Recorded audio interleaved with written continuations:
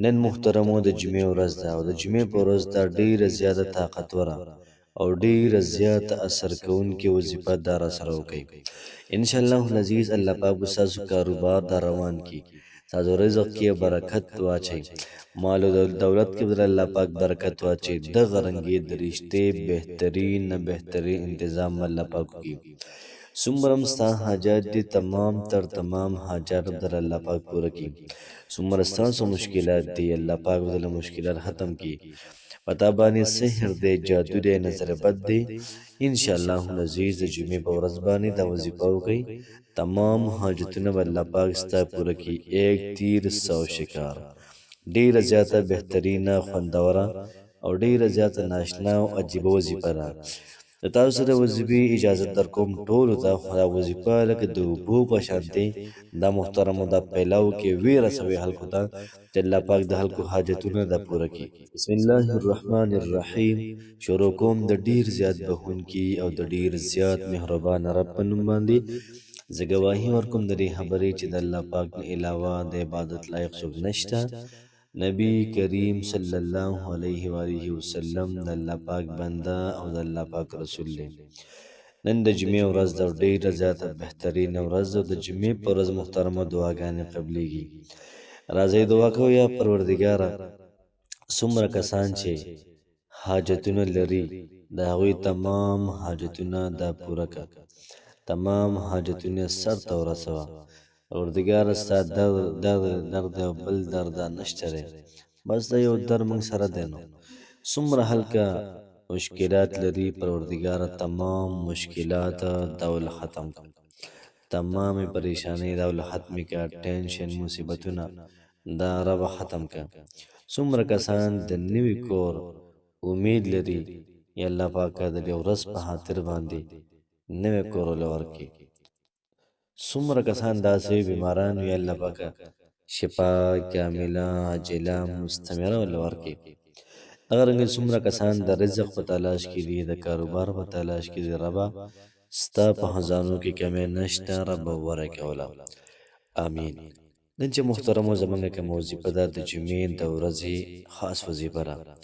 تاسو د جمعې په ورځ دا وظیفه پخه کوئ، د چلو کوئ، پخې کوئ، بیا روزانه لږ لږ وایئ، په اوبو باندې دموئ، نو بیا محترمو ډیر زیات بهترین کار کوي.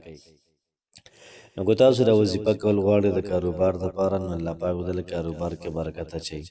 که تاسو دا وظیفه کول غواړئ د رزق دپاره، نو رزق کې به دې برکت راځي. که تاسو دا وظیفه کول غواړئ د رشتې دپاره، الله پاک به رشته درکړي، د نظر بد دپاره، د قرض نجات دپاره، دغه رنګې د خوشحالۍ دپاره، پرسکون زندګۍ دپاره. ایک تیر سو شکار دا ما ویلي. نو دومره کار محترمو دا کوي، نو بیا انتظار د کومې خبرې. راځئ دا وظیفه د ژوند معمول ساده کوئ او په خپل ژوند کې رڼاګانې راولئ او خپل خالق مالک پروردګار ته لاسونه اوچت کړئ چې الله پاکه به زموږ تا سره یې، زموږ بل سا سره نشته. دغه ذکر دا زه کومه.